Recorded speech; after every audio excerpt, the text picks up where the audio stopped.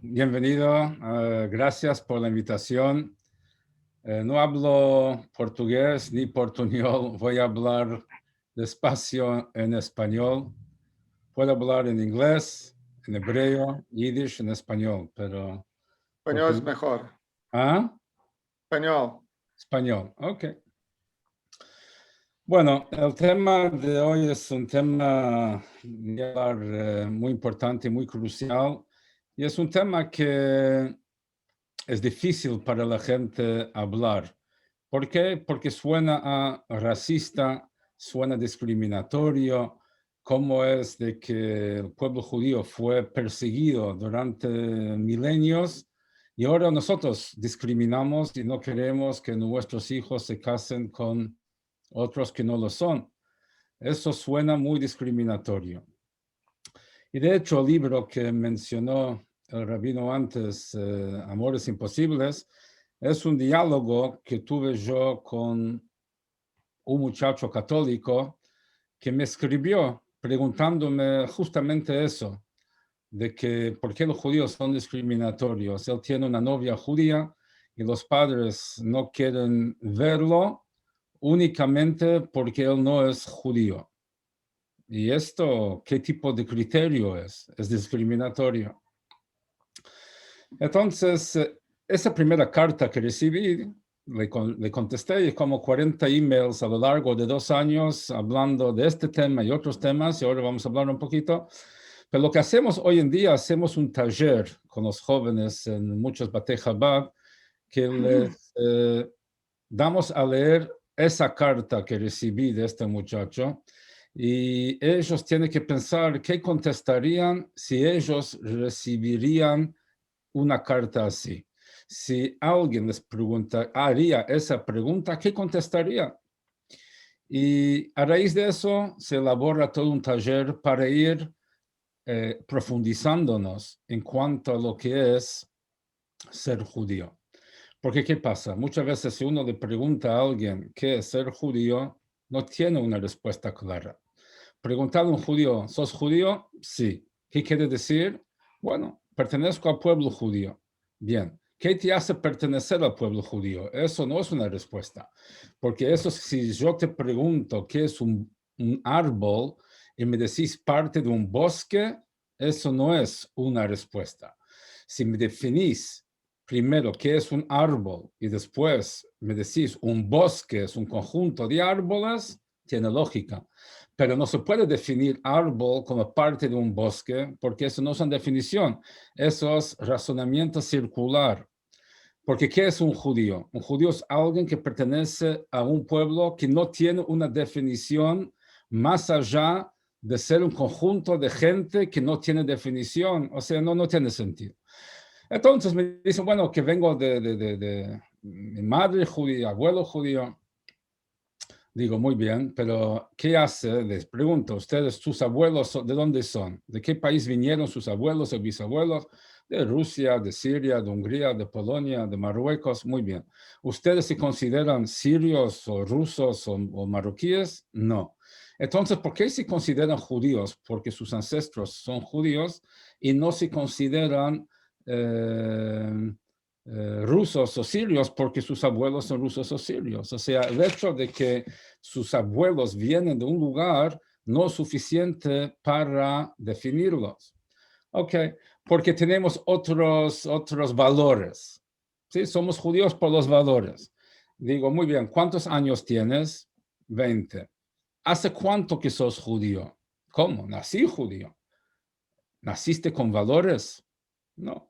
Entonces no puede ser que lo que define a uno son sus valores. Es por ser judío, suscribe a ciertos valores, pero no es porque tiene valores, por eso es judío. Un judío puede vivir con valores no judíos y no por eso deja de ser judío.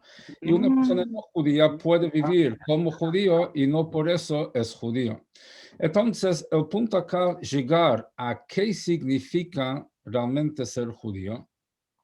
Y a raíz de esto, uno puede llegar a entender que la razón por la cual buscamos una pareja judía no es por discriminación en contra, sino por otra cosa totalmente.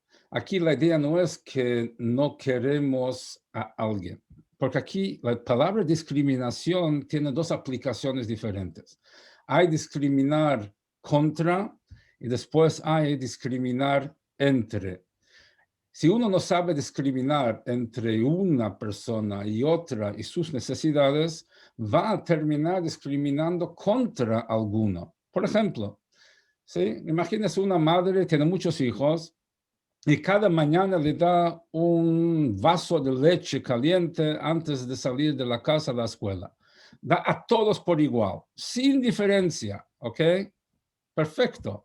Resulta que uno de sus hijos tiene intolerancia a la lactosa y ese vaso de leche caliente le arruina el estómago por todo el día. Pasó conmigo esto. Estaba quedándome en la casa de mi abuela y me dio todos los días un vaso de leche caliente antes de salir a la yeshiva y todo el día pasé en el baño. ¿Por qué? Porque esa leche me hizo mal.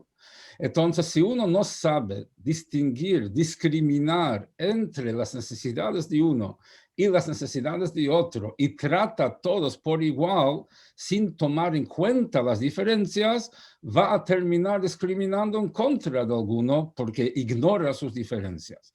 Entonces, el judaísmo apunta a respetar las diferencias, no ignorarlas.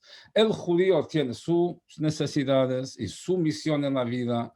El que no es judío tiene sus necesidades, su misión en la vida, y mezclarlos no hace bien a ninguno de los dos. O sea, la Torah lo prohíbe, pero si pensamos un poco la lógica, porque uno va a decir, el amor supera todo, el amor es más importante que la religión. Ok, vamos a ver si están así o no. ¿Qué significa amor? Cuando una persona ama a otra persona, lo primero que debería tomar en cuenta es el bienestar del otro. Porque si no toma en cuenta el bienestar del otro, entonces no puede decir que ama al otro. Uno estaba sentado en la mesa comiendo un plato lleno de salmón y el amigo le pregunta, dice, ¿por qué estás comiendo salmón? Dice, ¿cómo salmón? Porque amo el salmón. Dice, si amas el salmón, déjalo vivir en el río. Comes salmón porque amas a ti mismo, no al salmón.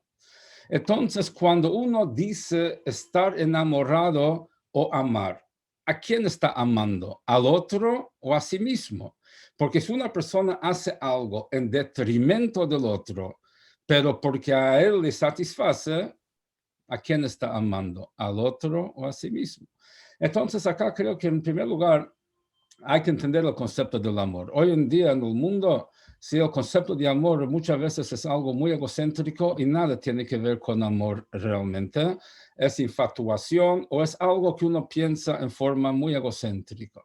Entonces, y además, el amor no es el único factor para justificar un matrimonio. Sin amor, uno no puede armar un matrimonio, pero no alcanza con amor para armar un matrimonio. Vamos a pensar, por ejemplo, imagínense una pareja, los dos judíos, el muchacho excelente, la chica excelente, se aman, todo perfecto, bárbaro, ¿ok? Y una hora antes de la jupá se enteran de que son hermanos biológicos. Sin saberlo, se perdieron papeles, se confundieron, no sé qué. Descubren media hora antes de casarse que son hermanos biológicos. ¿Se van a casar porque se aman? Obviamente que no. ¿Y qué pasó con el amor? El amor no era falso, el amor está perfecto, pero no justifica casarse únicamente porque hay amor. Tiene que haber otros componentes también. Obviamente, en el caso de hermanos biológicos, todo el mundo entiende, si no hace falta ser religioso para entenderlo. Pero si tomamos un paso más, ¿ok?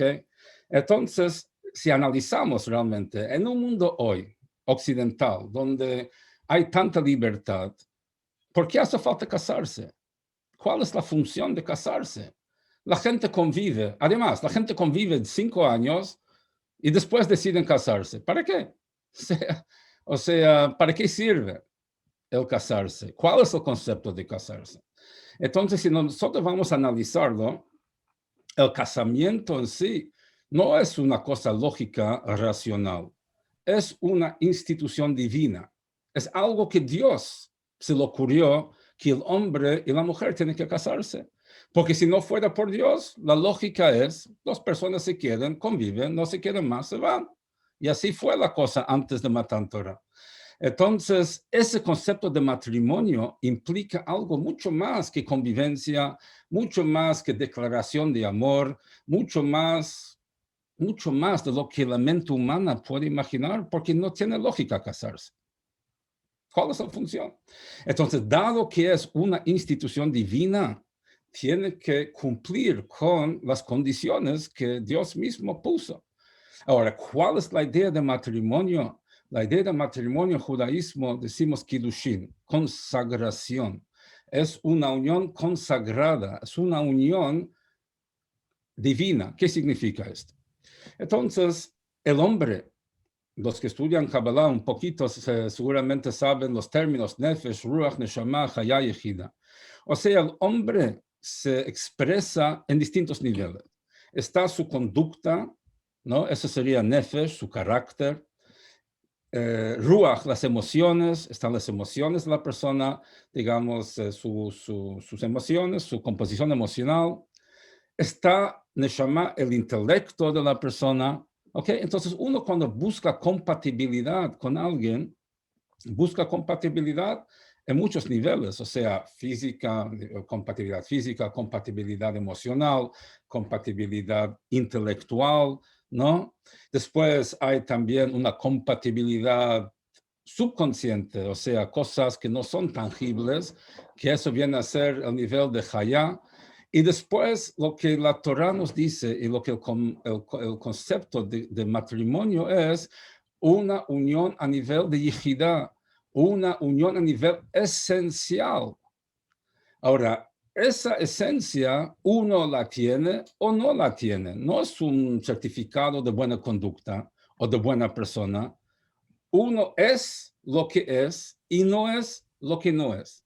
Entonces, si hablamos acá de matrimonio como una unión de almas, hace falta que tengan esa compatibilidad, no solamente a nivel consciente, no solamente a nivel subconsciente, sino también a nivel esencial. Y si no, no hay matrimonio, hay convivencia, pero no entra a jugar esa institución divina que Dios nos dio para distinguirnos de los animales. Entonces, si uno lo entiende así, entiende que aquí no es cuestión de discriminar contra los demás. Acá es una preocupación para perpetuarnos, por un lado, y a su vez encontrar esa unión que asegura que no sea, o sea, de que haya una familia donde la compatibilidad está a nivel esencial seguro. Y las demás cosas se supone que también vayan desarrollándose. Pero si hay una compatibilidad a nivel consciente, para nivel esencial, no, eso desde el vamos es una disonancia entre dos personas que no se puede superar, no se puede lograr unir una esencia con otra que no es compatible. Entonces, es muy sencillo. Entonces, eso hace, ¿no? A través de la familia que vayan a formar. Los hijos se identifican con el padre, con la madre esencialmente o solamente superficialmente. Había hace unos años que vino Israel a jugar un amistoso de fútbol con Uruguay, antes del Mundial. Entonces pregunté a unos jóvenes, digo, ¿por quiénes van a hinchar? ¿Por Israel o por Uruguay? Yo estaba seguro que iban a decir Israel. Todos dijeron Uruguay. Bueno, y quedé mirando, digo, no entiendo, o sea, ¿qué son más? ¿Judíos o uruguayos? Dice, no, somos más uruguayos que judíos. Digo, vamos a ver. Digo, si hubiese nacido en Brasil, ¿serían uruguayos? No. ¿Serían judíos? Sí. Si nacieron en Italia, ¿serían uruguayos? No. ¿Serían judíos? Sí. eso no les indica que su condición de judío es esencial y su condición de uruguayo es circunstancial. Entonces, ¿por qué me dicen que son más uruguayo que judío? Entonces, seguimos hablando y llegamos a la conclusión de que en su diario vivir hacen más cosas uruguayas que judías. O sea, su idioma hablan en español, las comidas son uruguayas, la cultura es uruguaya. O sea, su condición esencial queda en segundo plano. No deja de ser esencial, pero no tiene mucha relevancia. Entonces, ahí está el asunto. El asunto es de que la condición esencial uno puede desarrollar. Y si no desarrolla, queda latente, pero está. Algo circunstancial es circunstancial y nada más. Entonces, cuando nosotros hablamos de Kiddushin, hablamos de matrimonio, la idea acá es una unión a nivel esencial también y no solamente a nivel consciente y circunstancial. Entonces, otra cosa muy importante acá para tomar en cuenta el tema de discriminación, porque ¿qué pasa? Muchas veces el judío mismo se siente incómodo. ¿Cómo va a decir que no soy discriminatorio? Pero vamos a pensar una cosa. ¿Qué es discriminación? Una vez una me preguntó, o sea, ¿a vos te gustaría si en un club deportivo no dejan entrar porque sos judío? Digo, no me gustaría. Entonces, ¿qué diferencia hay? Digo, hay una gran diferencia. Digo, ¿qué es discriminación? Discriminación es cuando yo digo, todos pueden entrar aquí, menos fulano, mengano, menos alguien por el color de piel, menos mengano por su religión. Eso es discriminación. Pero si yo digo, nadie puede entrar acá, menos uno que tiene ciertas condiciones, eso no es discriminación contra nadie. Si yo tengo un club de gente que le gusta la cultura francesa, puedo decir uno que no habla francés no puede entrar porque no tiene lo que hacer acá, o lo que fuera, o un club de afrodescendientes. Si uno no es afrodescendiente, no tiene por qué entrar, nadie lo está discriminando. Uno tiene derecho a tener un espacio para sí mismo. Y eso no es discriminación. Entonces, la idea acá, no estamos en contra de ningún ser humano por su raza, por nada, porque cualquier ser humano que quiere convertirse en judío y lo hace correctamente, es tan judío como yo. Más, yo digo que no hace falta ser judío para que Dios lo quiera. La persona no judía que cumple con las 7 leyes de Noah que Dios dio a toda la humanidad, Dios lo quiere tanto como a mí que tengo 613 mitzvot. Ahora, ¿quieres ser judío? Puedes, si realmente lo haces. Pero no hay discriminación. Es simplemente una cuestión de otro nivel. Cuando saqué este libro, cuando salió, entonces ahí me hice una entrevista en la televisión y la persona que lo hacía, el periodista, estaba muy enojado. Empieza y dice, usted en su libro dice que el judío tiene un alma diferente al que no es judío. Digo, eso no es discriminatorio, o sea, eso no es soberbia, eso no es como hablar de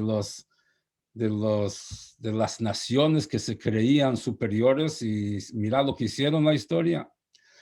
Entonces digo, mira, te voy a explicar una cosa. No puedes comparar el pueblo elegido a la raza subaria de los nazis y Marshmallow, por 3 razones. En primer lugar, el tema del pueblo elegido está en la Biblia, que Dios nos eligió para algo.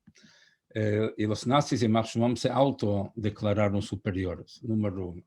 Número 2, el hecho que somos el pueblo elegido nos da más responsabilidades que a las demás naciones.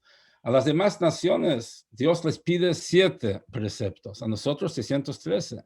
Tenemos más obligación y más responsabilidad por ser elegido y no menos. No estamos para explotar, estamos para inspirar y motivar a la humanidad. Y número 3, digo, nadie podía convertirse en ario, pero cualquier ser humano puede convertirse en judío, si quiere realmente. Entonces ahí no hay ninguna discriminación, no puedes comparar esas dos categorías, nada que ver una cosa con la otra. Pero ahora hablando del alma judía, te voy a explicar cómo es. ¿Qué diferencia hay entre el alma judía y el alma no judía? Está en el primerísimo mitzvah, precepto, que Dios dio al pueblo judío como nación.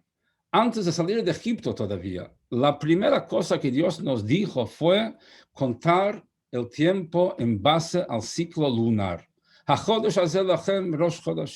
O sea, establecer el calendario en base al ciclo lunar. Ahora, ¿por qué es tan importante? ¿Qué punto de referencia usamos para marcar el paso del tiempo?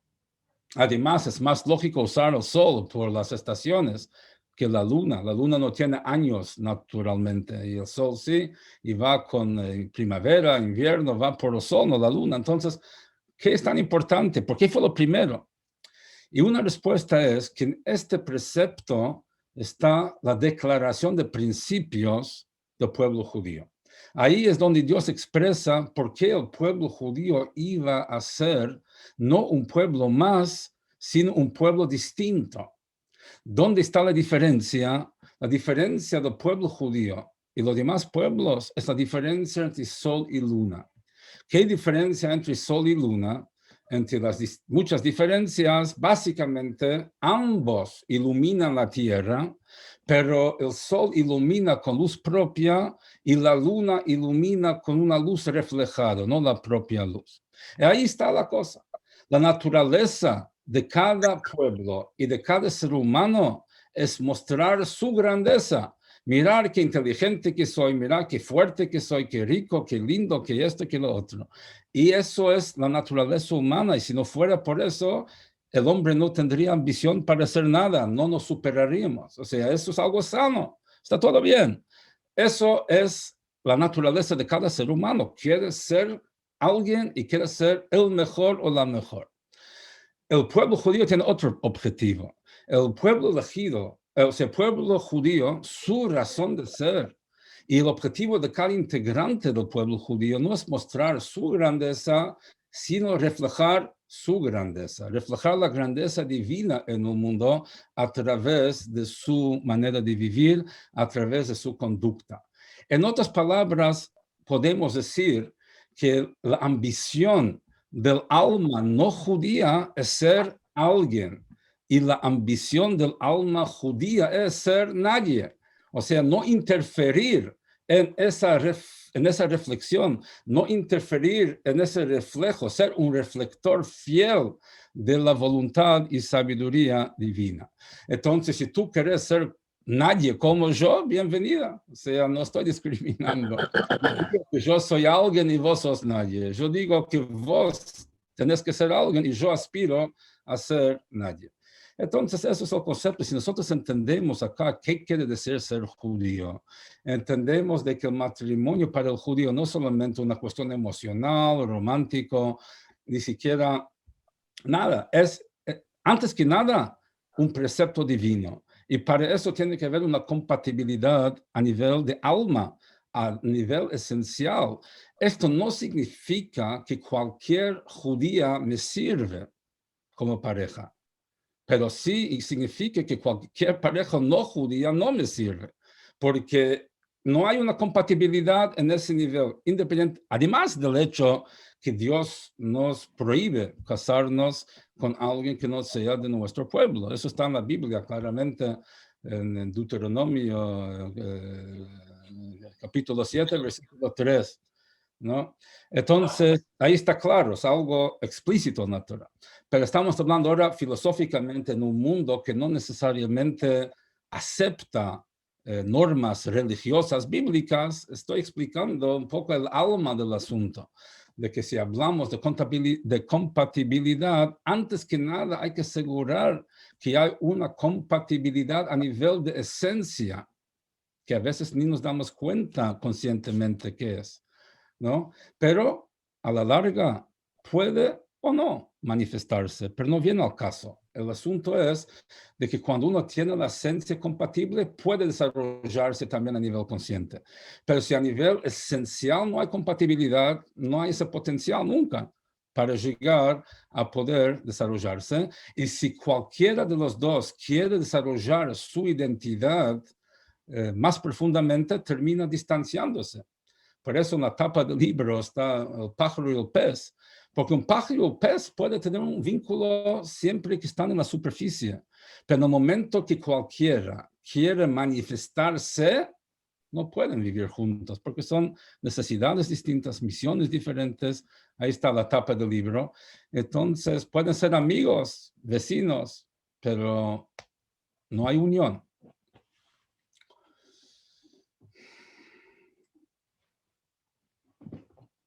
Bueno, eso es más un poco la introducción al tema.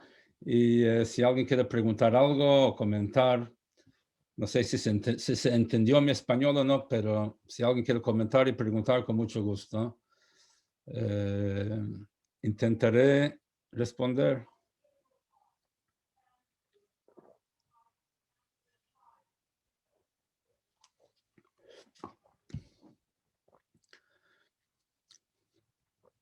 Eu deixei aberto a possibilidade, se alguém quiser tirar o som e fazer alguma pergunta.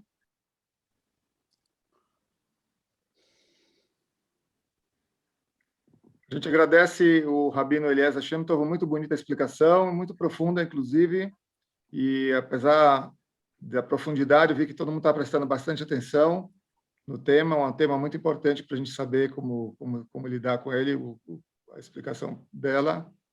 E esse livro, Amores Impossíveis, nós recebemos uma doação especial da editora Manhanote de 20 exemplares. Nós vamos distribuir para quem mandar, quem solicitar para a gente, nós vamos fazer um sorteio. Eu vou passar aqui pelo chat o e-mail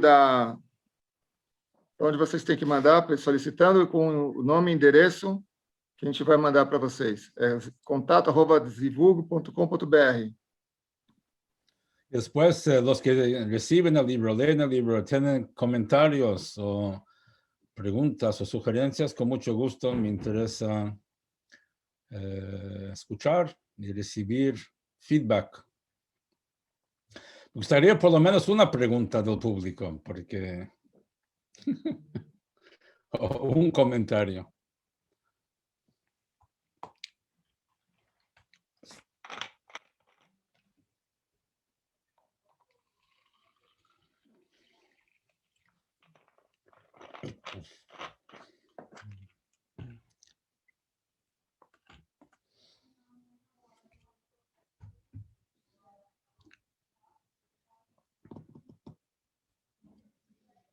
Bom, vamos deixar para o final, se tiver alguém mais para fazer alguma pergunta, vai pensar, pode fazer no final da live. Eu vou convidar agora, tem uma pessoa que trabalha com Shidduchim há muito tempo, há mais de 30 anos, tem muito sucesso a apresentar casais e faz um trabalho maravilhoso. Ele é uma das pessoas da nossa equipe, do Zivulgo, chamada Lisette Sayeg. Ela não só faz trabalho de apresentação de casais, como também ela faz trabalho interessante de acompanhamento, aconselhamento familiar. Tem pessoas que, às vezes, têm alguma dificuldade no relacionamento familiar, ela ajuda também bastante com relação a isso. Eu vou convidar a Lisette Sayeg, por favor, para continuar o live. Rabino, agradecemos muito a sua presença e espero que o senhor continue aqui com a gente. Se puder ficar até o final da live, depois, se alguém tiver alguma pergunta, nós vamos ter o prazer de ouvir a sua resposta, seu comentário. Bueno, muchísimas gracias por la invitación y suerte a todos. Y bueno, que siempre podamos acompañarnos en crecimiento espiritual. Amém. Zete?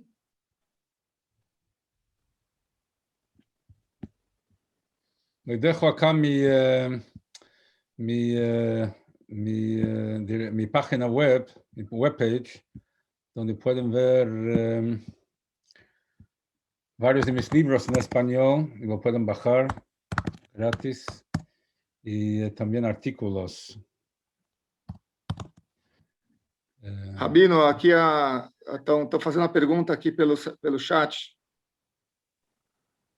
Como saber se a pessoa está Espera aí. Está diciendo que los micrófonos están desactivados, pero cada uno puede activar su micrófono si quiere. Pode ativar sozinho. Cada uno puede hacerlo. A ver, la Espera aí, pregunta. deixa eu ver ele aqui. Agora, verifica se está indo agora. Talvez foi Agora eu. tá, Rabino, antes não estava, não. O pessoal tem razão. Desculpa. Não estava, Acho que eu apertei o botão errado aqui, então. Agora tá. Pronto. Alguém tem alguma pergunta para fazer para o Rabino? Eu posso, Negativo. eu posso fazer. Hashem, eu quero fazer uma pergunta. É Shalom. Shabbat Simone. Shalom. Shabbat Shalom. Fala seu nome, por favor, para a gente saber quem está falando. Segunda-feira. Bom, deixa ela falar primeiro. Tá bom. Rabino, quem fala aqui é Simone Sinamon Cohen. Eu escrevi a pergunta: como saber se uma pessoa está predestinada a outra? Essa mulher está fazendo aí. Bueno, Não casou? Esto pasó. Quem não estiver falando, por favor, deixe desligado o seu microfone para não atrapalhar. Aí depois, se precisar falar, coloca no som de novo. Agradeço, obrigado. En general, es una cuestión que no tiene una regla así matemática. Pero cuentan de un joven que le presentaron, decían que te vamos a presentar una chica y tú puedes...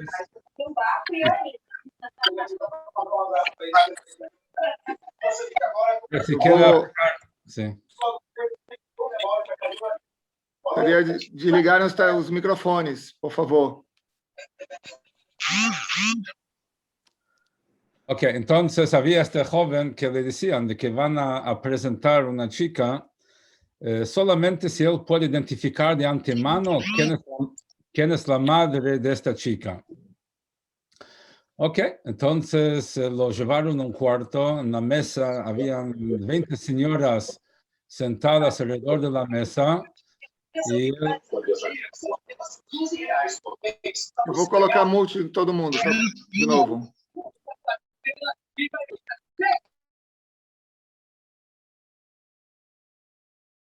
Rabino, só precisa tirar isso. Agora sim. Sí, entonces le mira a cada mujer que estaba alrededor de la mesa y dice, esta debe ser la madre de la chica. Dice, wow, ¿cómo adivinaste? Es la madre de la chica que queremos presentarte, pero ¿cómo supiste? Dice, no sé, miré a cada una, no me pasó nada. Miré esa mujer, me vino un rechazo tal, digo, debe ser mi futura suegra. Entonces, eso es un método, pero no sé si funciona para todos. Hablando un poco más en serio, es un trabajo no fácil, o sea, eso los Shatchanim, antes la señora Eva estaba hablando con mucha sabiduría de cómo es de que uno tiene que aproximarse a sacar un poco esas fantasías de jóvenes, de ideales que no existen. Había una vez una chica que fue a hablar con el Rebbe que le cuesta encontrar un shidduch. Entonces el Rebbe dice, ¿qué estás buscando? Y ella dio una lista de las cualidades que está buscando. El Rebbe le pregunta, dice, ¿quieres un marido o 10? O sea, ¿cuántas personas estás buscando? O sea, para tener todas esas cualidades no hay. Hay que priorizar y hay que saber qué es lo que uno realmente quiere, necesita. Y para esto es bueno tener la ayuda de una persona sabia, madura, que pueda ayudar a uno mismo a identificar qué es lo que realmente quiere y qué es lo que no es tan importante y qué es lo que cree que quiere, pero no es realmente lo que quiere. Y no es ninguna vergüenza pedir ayuda a otra persona que es más objetiva. Hay un dicho, dice el rey Salomón, que cuando uno tiene una preocupación, yashchena. O sea, ¿qué significa yashchena? Hay distintas interpretaciones. Uno es de yasijena, que lo hable con otro. ¿Qué es el otro? Explican nuestros rebes de que la idea es hablar con otro, que es otro solamente en cuerpo, pero que comparte tus valores y tu filosofía de vida. Y dice de que cuando una persona tiene una lucha interna, es un alma animal contra el alma divina. Entonces, esa lucha interna que tenemos, es uno contra uno, es difícil la lucha. Pero cuando hablas con otro, son dos almas divinas contra un alma animal. Entonces, 2 contra 1 tiene más fuerza. La pregunta es, ¿dónde está la matemática? 2 más 2 son 4, no 3. O sea, mi alma divina, yo tengo alma divina y alma animal. Hablo con otro que tiene alma divina y alma animal. Ahora, ¿qué tenemos? 2 almas divinas contra 2 almas animales y no ganamos nada en el equilibrio. Entonces, ¿cómo me ayuda a hablar con otro? Y la respuesta es de que mi alma animal no le interesa el animal del otro. El animal es egocéntrico, el animal es subjetivo, el animal no le interesa el bien de otro animal. El alma divina sí busca el bien, busca que las cosas sean como Dios quiere. Entonces, cuando uno lucha internamente es difícil poder ganar, pero hablas con otra persona que te quiere, que es objetivo o más objetivo que tú y que es sabia y que tiene experiencia, te puede ayudar a poder vos mismo superar tus propios instintos y tu propia ceguera que viene por el amor propio, que el amor propio hace 2 cosas. O te exige más de lo que puedes hacer porque te crees Superman, o te perdona demasiado porque no quieres el dolor y el esfuerzo. Entonces, otra persona te puede ayudar a poder realmente definir qué es lo que quieres. ¿Quieres esta chica porque te sirve o quieres esta chica por el glamour y lo que van a decir los demás como trofeo? Ayudarte a entender qué es lo que estás buscando realmente. Y si es algo que a la larga te va a servir. Hay estadísticas, hay un libro muy bueno de Doron Kornblut que hace ahí todo un trabajo más bien científico sobre el tema de matrimonios mixtos. Muy bueno ese libro, seguramente está en portugués también. Se llama ¿Por qué casarse con judíos? Why marry Jews? Entonces ahí, por ejemplo, una cosa es que él dice de que ¿qué pasa? Generalmente más del 50% de los matrimonios fracasan, terminan en divorcio, y de los 50% que no se divorcian, la mitad se divorciarían probablemente si no fuera tan complicado hacerlo. Entonces, de estos 75% de divorcios, ¿cuántos de ellos pensaron divorciarse cuando se casaron? Nadie. Estaban enamoradísimos. Entonces, ¿cómo puede ser que de todo el mundo que se casa tan enamorado, terminan fracasando tantos? Pues una de 2 cosas. O que al entrar al matrimonio no saben qué es lo que quieren, o que las cosas cambian con el tiempo. O sea, se casaron bien, pero con el tiempo las circunstancias cambian y tal.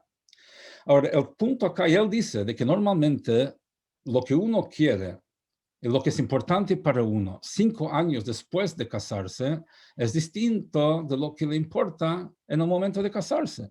Por ejemplo, hijos, cuando piensan en hijos, antes de tenerlos, hijos imaginarios es una cosa, hijos concretos que no te dejan dormir de noche y que hay que cambiar los pañales y hay que estar y hay que estar y hay que estar y hay que estar, es otra historia. Entonces, antes de tenerlos es una cosa, 5 años después es otra historia, y ahí es donde ese vínculo romántico ya no corta, ya no ayuda. Hay una cosa muy interesante, que no sé si tengo tiempo, si me dan tiempo para hablar. Encontramos, hay acá una concepción un poco errónea en general. En cuanto a la relación, ¿eso corta la hora o tiene más tiempo? Pode ter, mas pode falar. Puedo hablar. Ok, entonces, ¿cómo es hoy en día? La gente cuando se casa cuando se enamora. 2 personas se enamoran y quieren seguir con un vínculo permanente, se casan y de ahí nace una familia, ¿ok? En la Torah encontramos el sistema al revés. La Torah dice, Yitzhak se casó con Rivka y la amaba. No dice se enamoró y se casó, dice se casó y la amó. ¿Cómo es la lógica? ¿Cómo se puede amar a una persona sin conocerla? ¿Y cómo se puede conocer sin estar casado con ella? Entonces, para realmente amar, hace falta conocer. Y para realmente conocer, hace falta estar casado. Entonces, ¿con quién me voy a casar? Entonces, el punto es otro. El judío cuando se casa, ¿por qué se casa? Se casa para formar un hogar, se casa para formar una familia. Eso es el objetivo. Y busca a alguien que comparte sus valores y sus objetivos, con quien formar juntos ese hogar. Y cuando el hogar se forma, eso produce un amor que sale de la familia. No la familia es producto del amor. El amor es producto de la familia que construyen juntos. Entonces, ¿dónde está la diferencia? Porque si uno se compromete para formar un hogar, hay un compromiso mucho más profundo que cuando está basado en el enamoramiento, porque hoy existe el desenamoramiento. Me desenamoré, entonces, ¿qué sentido tiene seguir casado? ¿No? Entonces, ¿para qué voy a seguir? Dicen que el hombre se casa con la mujer pensando que no va a cambiar nunca. La mujer se casa con el hombre pensando que lo va a cambiar. Y ninguno de los dos ha cumplido sus teorías. O sea, la mujer cambia, el hombre no cambia en lo que la mujer cree que lo va a cambiar. De todas maneras, el punto acá es, por lo tanto, de que, claro, uno se enamora, está ensegado, no piensa demasiado. Pero ¿qué pasa? Con el tiempo se da cuenta de que tendría que haber pensado un poco más o distinto y no dejarse llevar por la atracción superficial inicial. Hay una historia de un señor llevó a su hijo a poner tefilín por primera vez en Rusia. Y ahí la mikve era el río congelado en invierno. Entonces llevó al hijo a la mikve, rompió el hielo, se metieron en la mikve, salió el hijo, uy, uy, uy, uy, uy, uy, uy, y el padre agarró una toalla grande, lo secó, y el hijo dice, qué bien, qué lindo. Entonces el padre le dice al hijo, mira bien, ¿ok? Para toda tu vida, ahora que pasaste de niño judío a hombre judío, la diferencia entre hacer las cosas bien y hacerlas mal. Cuando vos haces las cosas bien, empezás diciendo, uy, uy, uy, uy, uy, qué difícil que es.